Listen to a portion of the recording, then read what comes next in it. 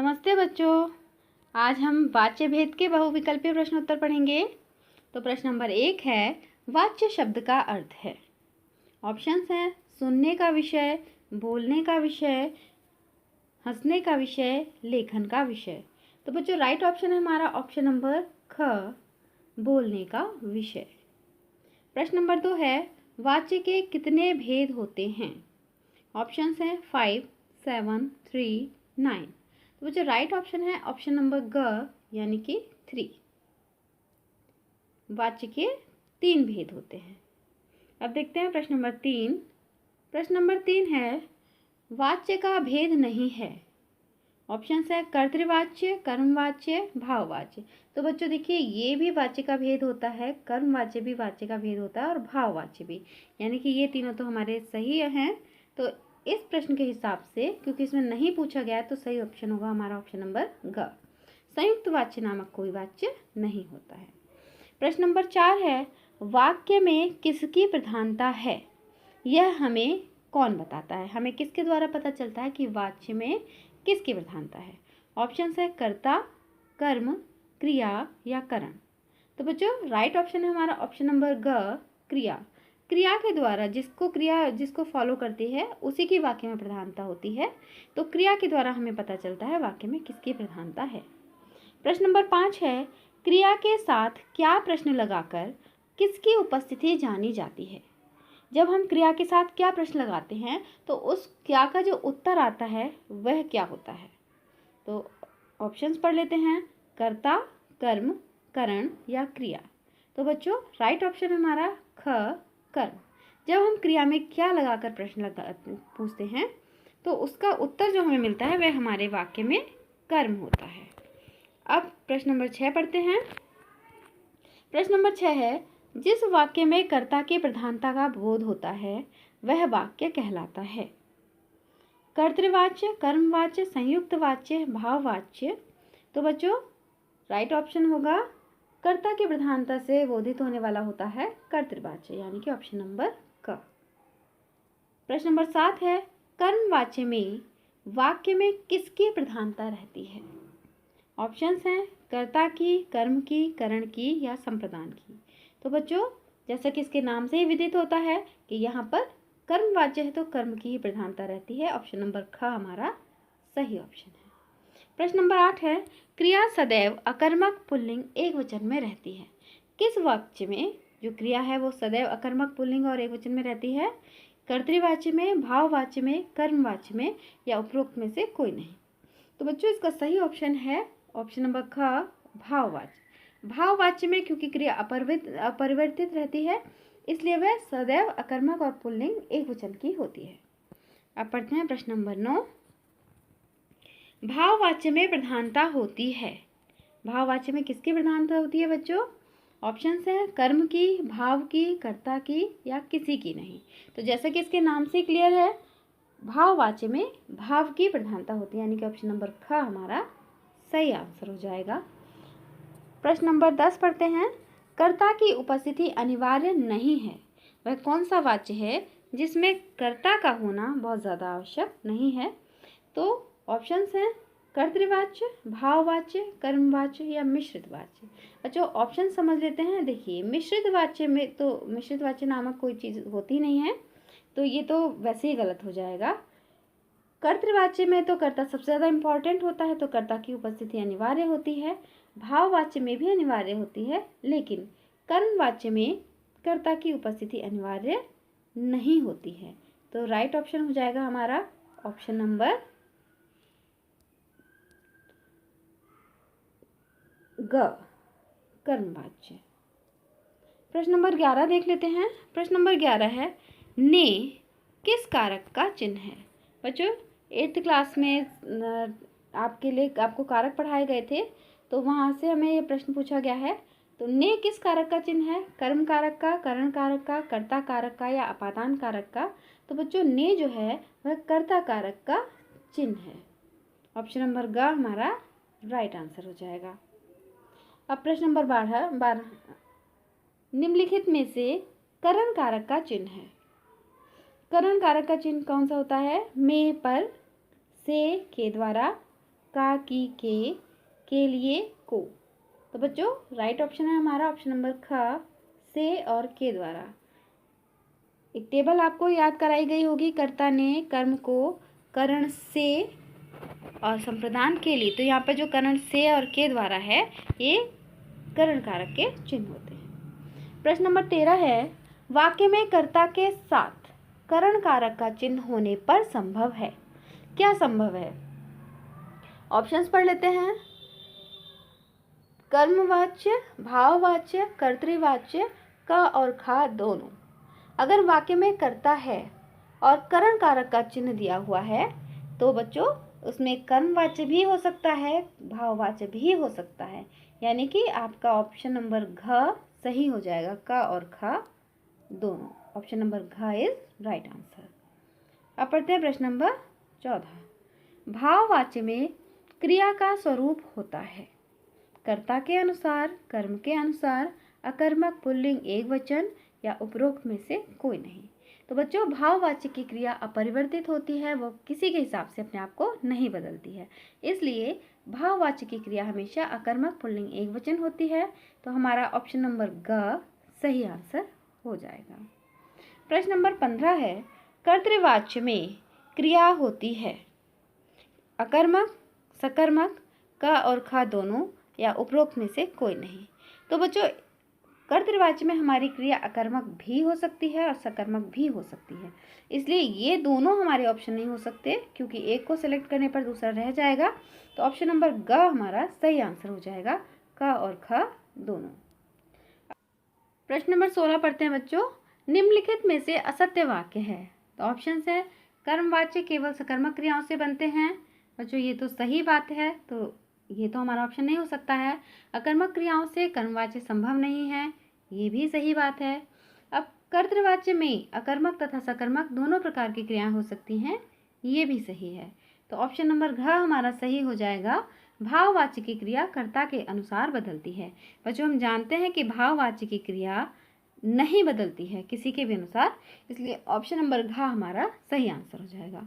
प्रश्न नंबर 17 है, कर्ता के अभाव में जब क्रिया सदैव एकवचन, पुल्लिंग तथा अन्य पुरुष में होती है तब वाक्य में प्रधानता होती है। यानी किसकी प्रधानता होती है हमें यह बताना है, कर्ता की, कर्म की, भाव की या क्रिया की। तो बच्चों राइट ऑप्शन है हमारा ऑप्शन नंबर ग, भाव की। प्रश्न नंबर 18 पढ़ते हैं। पक्षी आकाश में उड़ते हैं का भाववाच्य में रूप होगा। इस वाक्य को जब हम भाववाच्य में परिवर्तित करेंगे तो कौन सा रूप बनेगा? ऑप्शन है, पक्षी आकाश में उड़ जाते हैं, पक्षियों आकाश में उड़ो, पक्षी आकाश में नहीं उड़ते हैं, या पक्षियों के द्वारा आकाश में उड़ा जाता है। तो बच्चों राइट ऑप्शन हमारा हो जाएगा ऑप्शन नंबर घ, पक्षियों के द्वारा आकाश में उड़ा जाता है।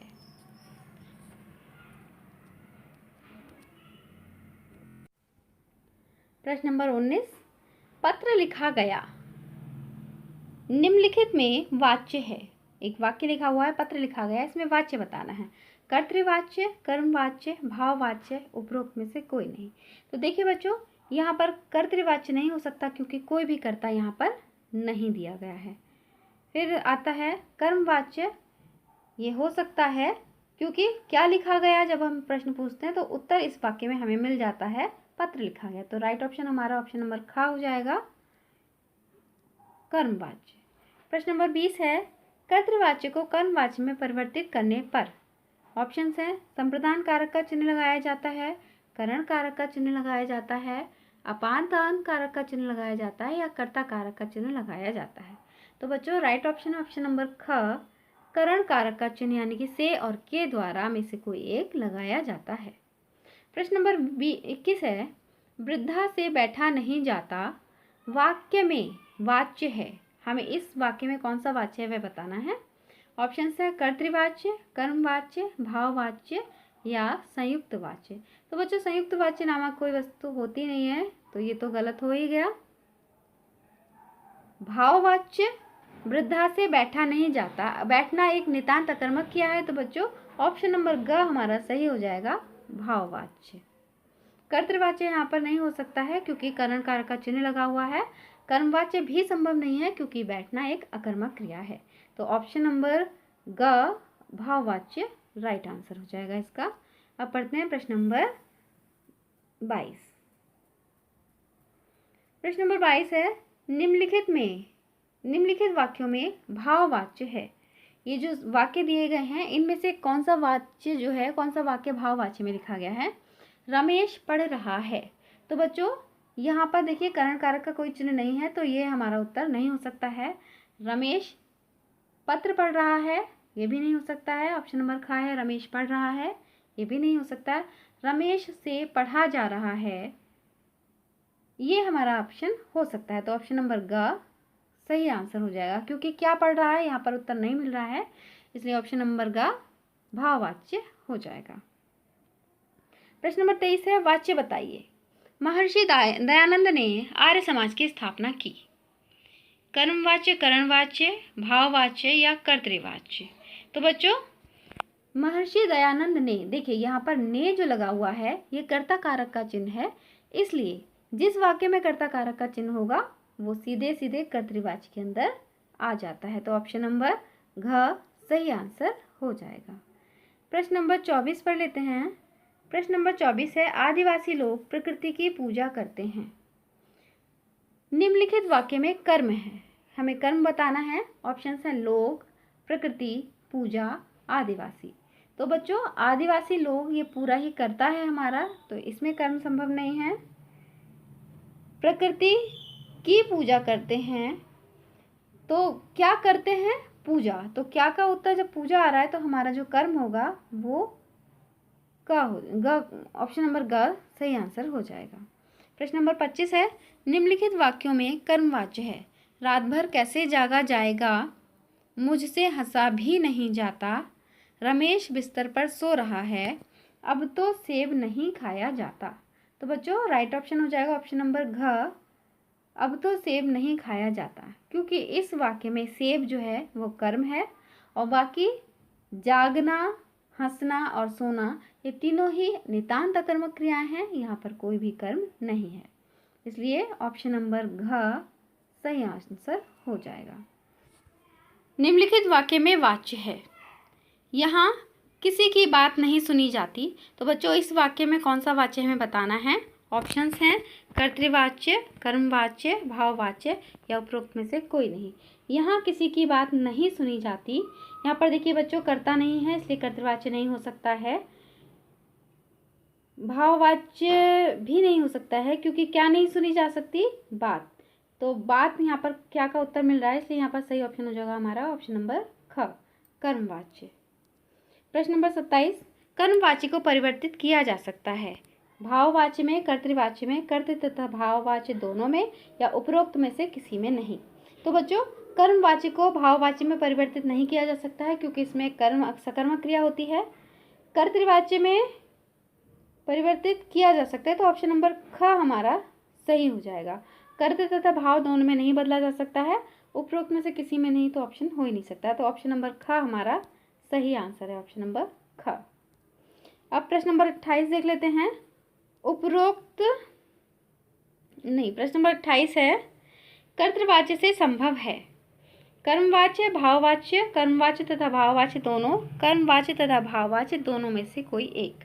तो बच्चों राइट ऑप्शन हो जाएगा ऑप्शन नंबर घ, कर्मवाच्य तथा भाववाच्य दोनों में से कोई एक, क्योंकि कर्तृवाच्य से कर्मवाच्य भी बनाया जा सकता है, भाववाच्य भी बनाया जा सकता है, कर्मवाच्य तथा भाववाच्य दोनों एक साथ नहीं बनाए जा सकते हैं, यानी कि दोनों में से कोई एक ही बनाया जा सकता है। ऑप्शन नंबर घ हमारा सही आंसर हो जाएगा। प्रश्न नंबर 29, अब मुझसे जबलपुर नहीं जाया जा सकेगा, इस वाक्य का परिवर्तित रूप होगा। आपको बताया जा चुका है कि कोई भी एक वाच्य दूसरे एक ही वाच्य में परिवर्तित हो सकता है, उससे और ज़्यादा में नहीं। तो इसका जो वाच्य परिवर्तन होगा, ऑप्शंस पढ़ लेते हैं।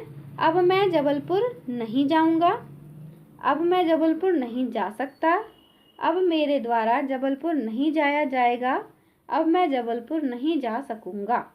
तो बच्चों राइट ऑप्शन हो जाएगा हमारा ऑप्शन नंबर घ, क्योंकि यहाँ पर सकना क्रिया का रूप आया है, इसलिए हमें इसके उत्तर में भी सकना क्रिया का रूप रखना है। ऑप्शन नंबर घ हो जाएगा सही आंसर, अब मैं जबलपुर नहीं जा सकूंगा। प्रश्न नंबर 30 है, वाच्य बताइए। सोहन नहीं चलता है। इस वाक्य में कौन सा वाच्य है?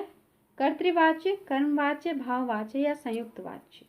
तो बच्चों सोहन नहीं चलता है, अगर सोहन की जगह हम सीता लिख देते हैं तो पूरा वाक्य हो जाएगा सीता नहीं चलती है, यानी कि कर्ता के बदले जाने पर क्रिया बदल रही है। तो इसलिए हमारा यहाँ पर कर्तृवाच्य हो जाएगा, ऑप्शन नंबर क राइट आंसर हो जाएगा। तो बच्चों वाच्य से संबंधित जितने भी प्रश्न संभव हो सके वो आपके लिए बनाए गए। अभ्यास में से बहुत ज़्यादा अनगिनत प्रश्न बनाए जा सकते हैं, इसलिए अभ्यास को समझना ज़्यादा आवश्यक है। तो बच्चों आशा है आपको वीडियो पसंद आई होगी। अगर आपको ये वीडियो अच्छी लगी हो तो इसको लाइक और सब्सक्राइब ज़रूर करें। धन्यवाद।